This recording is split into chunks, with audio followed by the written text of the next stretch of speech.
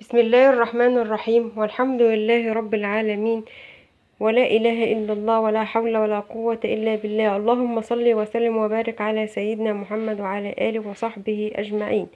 السلام عليكم ورحمة الله وبركاته. ازيكم يا اخواتي؟ عاملين ايه؟ وحشتوني يا حبايبي كتير. النهاردة ان شاء الله جايه لكم بطبق جديد ان شاء الله نقدمه. النهاردة معانا كابوريا ورز صيادية، يستاهلوا بقكم ان شاء الله. وصفة جديدة بإذن الله معانا.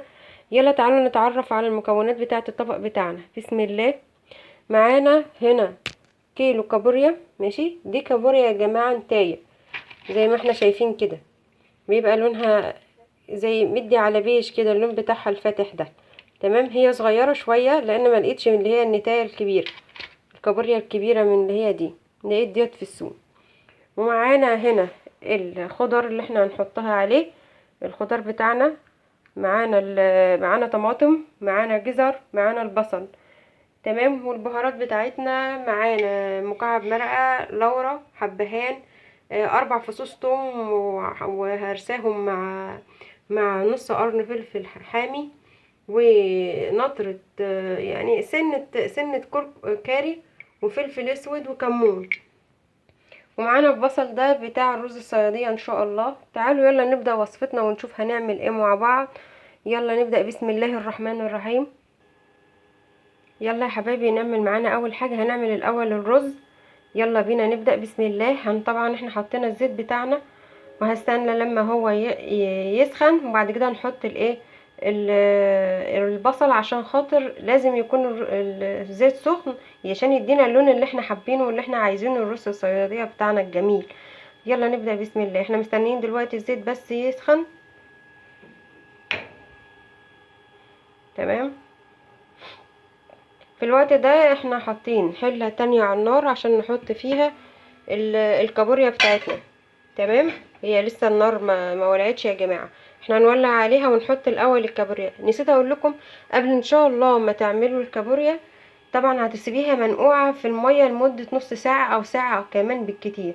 هتغيري لها الميه مرتين تلاتة. اول مره هتسيبيها في الميه لمده شويه عشان خاطر التراب اللي فيها والزفاره اللي فيها تروح، وتكب الميه وترجعي تحطي لها ميه تاني، بس هتحطي معاها شويه ملح وكذا ليمونه، 3 4 ليمونات تعصريها عليهم، وتسيبيها لمده نص ساعه.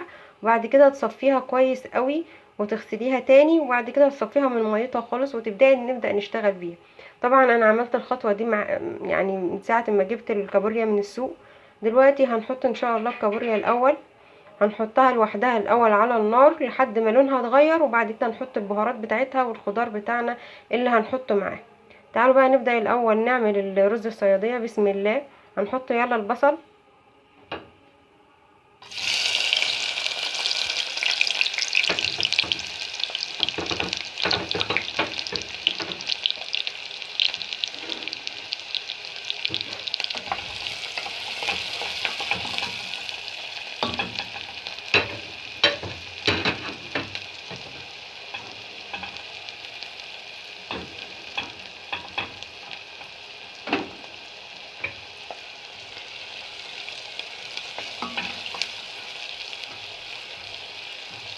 زي ما انتوا شايفين كده. احنا دلوقتي هنسيب البصل معانا لحد ما يوصل للون البني بتاعنا الغامق عشان نحط الرز عليه. تعالوا بينا يلا نحط الكابوريا في الحلة. تعالوا نولع على الحلة يلا يا جماعة.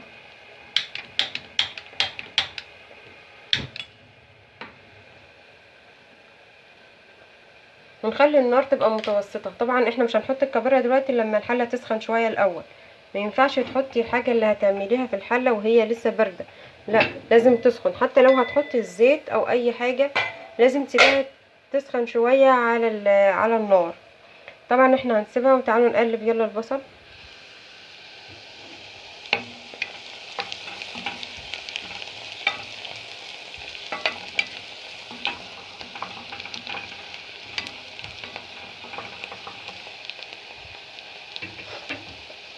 طبعا يا حبايبي الكابوريا بتاعتنا لازم تعرفي الاول، هي الكابوريا النتاية احسن من الكابوريا الدكر.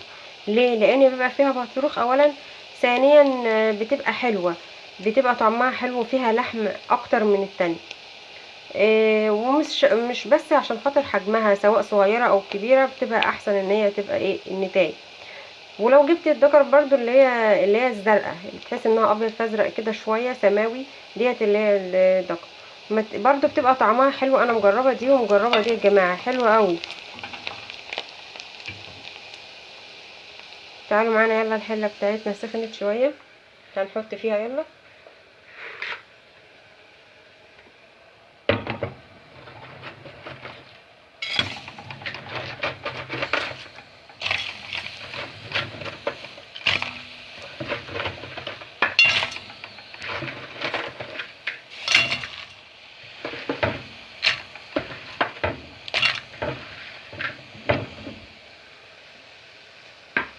احنا بقى هنسيبها يا جماعه، هنسيبها دلوقتي على النار بقى شويه لحد ما لونها يغير للون بتاعها الاورنج الفاتح ده.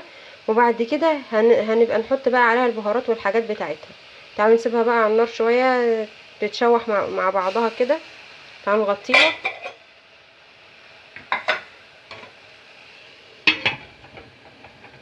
طبعا احنا في الوقت ده هنقلبها كل شويه، هنقلبها كل 3 دقايق هنقلبها. هنرجع للبصل بتاعنا.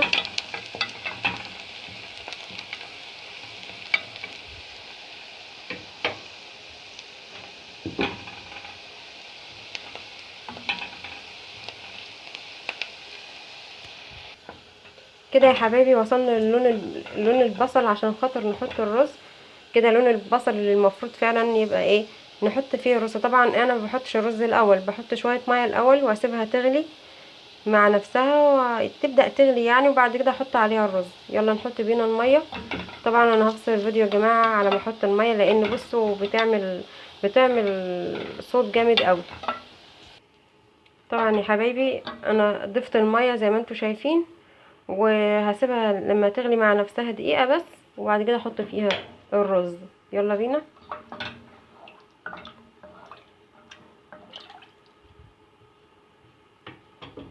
طبعا في الوقت ده احنا هنكون حطينا الملح بتاعنا في الميه.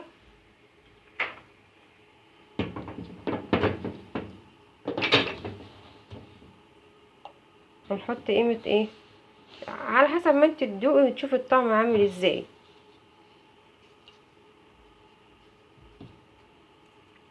تعالوا نقلب بقى يلا الملح.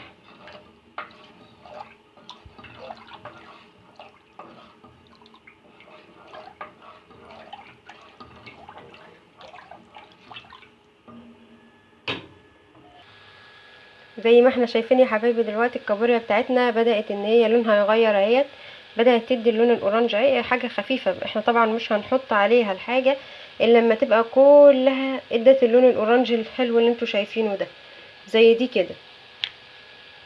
تمام. احنا هنغطي عليها تاني وهنفضل نقلبها كل 3 دقايق. هنقلبها يا جماعة، ما تسيبوهاش منها لنفسها، عشان خاطر اللي تحت طبعا بتاخد لون غير اللي فوق، فلازم تقلبي كله مع بعض. تعالوا يلا نغطيها تاني ونسيبها.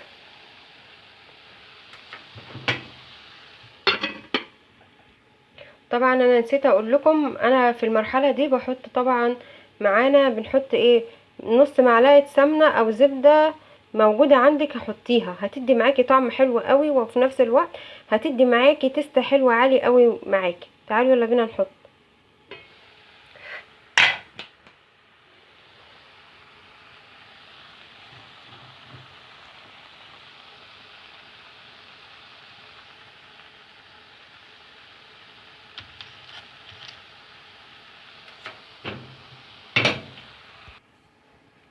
احنا كده حطينا السمنه يا حبايبي، احنا غطيناها وهنسيبها بقى مع نفسها كده براحتها لحد ما توصل للون اللي احنا عايزينه. تعالوا يلا نشوف الميه بتاعه الرز غلت ولا لسه. هي كده بدأت تغلي يا حبايبي، هي بدأت تغلي اهي. تعالوا بقى نحط الرز معانا يلا وارجع لكم تاني. احنا حطينا الرز اهو زي ما انتم شايفين.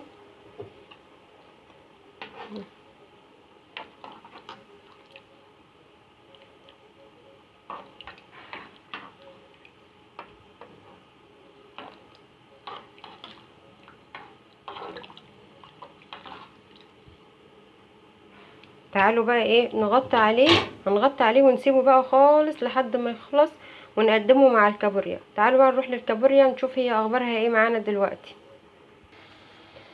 هي كده يا حبايبي الكابوريا خدت اللون كده، كل الكابوريا خدت اللون بتاعنا. تعالوا يلا ننزل بقى. الاول هننزل بالطماطم والبصل والجزر، وبعد كده نسيبها نقلبها شويه معاها. تمام. وبعد كده نرجع نحط البهارات بتاعتنا اخر حاجه. طبعا انا نسيت اقول لكم، انا ما بحطش ميه خالص على الكابوريا، بسيب البخار يسويها منه لنفسه. لما البخار بيسويها احسن 100 مره، عشان احنا ما بنحبش نشرب الشوربه بتاعه الكابوريا، بنشرب بس الشوربه بتاعه الجمبري. ان شاء الله اما اجي اعمل الجمبري هوريكم باذن الله اعمله ازاي، وبطريقه تانية باذن الله في فيديو تاني باذن الله. تعالوا يلا معانا هنقلبها مره كمان. وطبعا هنحط عليها الاول الخضار بتاعنا، الطماطم والبصل والجزر. يلا بينا نحطهم.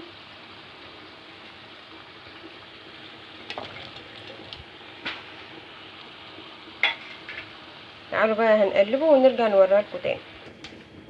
زي ما انتوا شايفين معانا البصل اهوت والجزر والحاجه اتقلبت فيها. تمام. هنفضل برضو نقلبها دقيقتين كده على ما البصل والجزر والطماطم ياخدوا من طعمها، وبرضو الكابوريا تاخد من طعمهم. وبعد كده هنحط بقى التوابل. طبعا يا حبايبي احنا قلبناها تاني. تعالوا بقى نحط عليها البهارات بتاعتها. يلا نبدأ. بسم الله.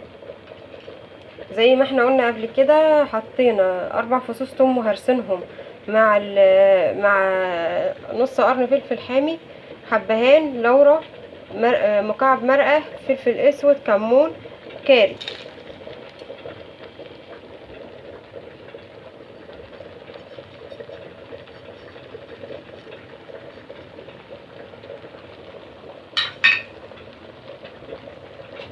يعني نوزع التوم، عشان التوم طبعا حتة كبيرة، هخليها تتوزع في كله. نوزع التوم في كل حتة. الله يا جماعة على الريحة، والله العظيم انتوا لو شميتوا الريحة حاجة جميلة جدا. تعالوا يلا نقلبها مع بعض ونرجع لكم تاني. احنا دلوقتي يا حبيبي حطينا البهارات كلها والكلام ده، وهنسيبها بقى مع بعضها لمدة 10 دقايق، ونرجع بقى نشوفها هنطفي عليها ولا ايه. تمام. هي كده ان شاء الله ما فيش قدامها غير 10 دقايق، يعني 10 دقايق ولا حاجة بالكتير، وهنطفي عليها بإذن الله. نسيبها مع بعض بقى، نسيبها مع نفسها. وكل 3 دقايق زي ما احنا قلنا هنقلبها. زي ما انتوا شايفين كده يا حبايبي، احنا سيبناها على 10 دقايق وجينا لكم تاني. طبعا هي كده خلاص استوت، الكابوريا بتاعتنا استوت. تعالوا بقى احنا هنطفي عليها وهنسيبها لما تبرد، على ما الرز بتاعنا يكون خلص.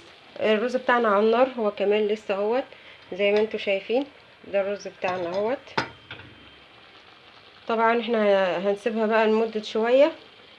رنا دي حبايبي عايزة تقول لكم ازيكم عاملين ايه. تعالي يا دودو كلميهم. ازيكم عاملين ايه؟ النهارده ماما قولوا لهم ازيكم عاملين ايه. ازيكم عاملين ايه؟ النهارده ماما جايبه كابوريا عشاني. قولوا لهم انتوا عاملين ايه، وحشتونا. انتوا عاملين ايه؟ وحشتوني. اما نيجي نجيب تنسوا اللايك والشير والسبسكرايب، وخليكم متابعين قناة ماما سلمى امي. ماما